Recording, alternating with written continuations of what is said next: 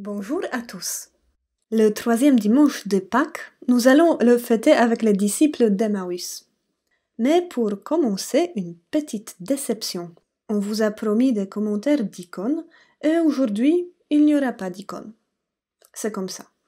Il y aura une fresque. Mais pourquoi c'est comme ça? Le cycle pascal dans les églises orientales diffère plus ou moins légèrement du nôtre. La répartition des lectures liturgiques n'est pas la même et les accents dans la célébration de dimanche qui suivent les fêtes pascales sont autres.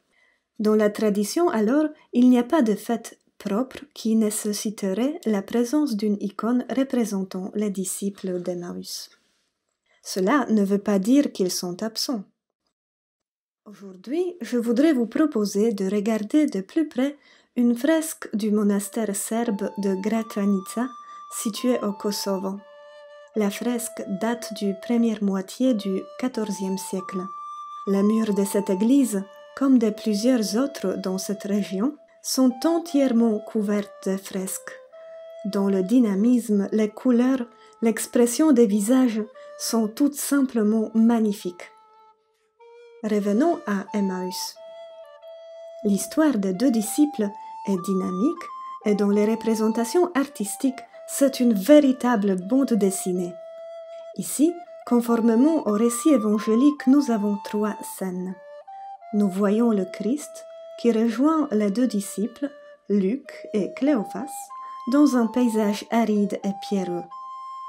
La tradition de l'Église n'a pas hésité à identifier le compagnon de Cléophas avec l'auteur de l'Évangile, et c'est ainsi que font les inscriptions de notre fresque. Quant au Christ, sa main droite est sa carte d'identité. 3 doigts joints disent la Trinité. Les deux autres témoignent de ces deux natures, humaine et divine.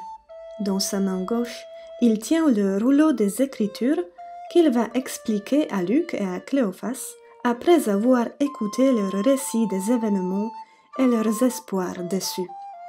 La scène est peinte au-dessous des deux scènes de la descente de croix et de la lamentation sur le corps de Jésus, et nous voyons bien que c'est cela qui occupe l'esprit des disciples. Esprit sans intelligence, s'exclame ce pèlerin inconnu, dont nous savons que c'est le Christ, mais les yeux des disciples sont empêchés de le reconnaître. Ce sera son geste de bénédiction et de la fraction du pain qui le révélera à leurs yeux.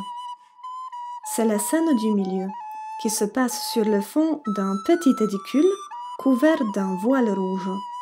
Il est là pour nous indiquer que la scène se passe à l'intérieur et son origine est dans le décor théâtral antique.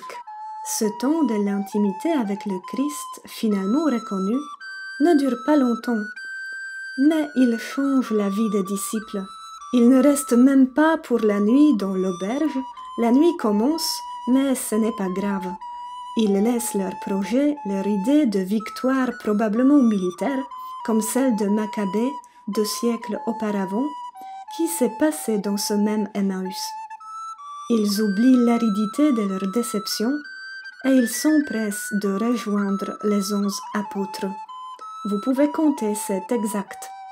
Réunis à Jérusalem, à qui ils racontent ce qui leur est arrivé.